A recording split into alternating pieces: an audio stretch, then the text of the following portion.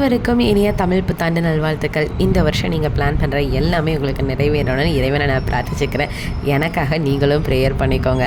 இந்த விழாக் வந்துட்டு உத்திரத்துக்கு மறுநாள் ரீசெண்டாக கும்பாபிஷேகம் முடிஞ்ச தென்காசி காசி விஸ்வநாதர் கோயிலுக்கு போனப்போ எடுத்தது தான். இது அன்பிளான்டாக நாங்கள் போனது தான். இது வந்துட்டு எப்படின்னு பார்த்தீங்கன்னா 48 நாளுக்குள்ளே கும்பாபிஷேகம் முடிஞ்சு போனோம்னா அதுக்கு ஒரு பலன் கிடைக்கும், கும்பாபிஷேகத்துக்கு போன பலன் கிடைக்குமாங்க. அதேமாதிரி வடகாசிக்கு போக முடியாதவங்க தென்காசிக்கு போனோன்னா அதுக்கு ஈக்குவலான பலன் கிடைக்கும் சொல்லிட்டு எங்கள் அம்மாச்சிலாம் சொல்லுவாங்க.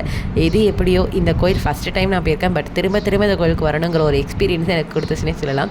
எம்பெருமான் சன்னிதானத்தில், அதாவது மகாமண்டபத்தில் இருக்கக்கூடிய சிற்பங்கள், மகாவிஷ்ணுவோட சிற்பமாக இருக்கட்டும், எம்பெருமானுடைய மூர்த்துவ தாண்டவ கோலம், மகா தாண்டவ கோலம்லாம் பிரமிக்க வச்சதுன்னா, இன்னொரு புறம் பார்த்திங்கன்னா பாலமுருகன் சன்னிதானத்திற்குரிய பஞ்சபாண்டவர் சிலைகள்.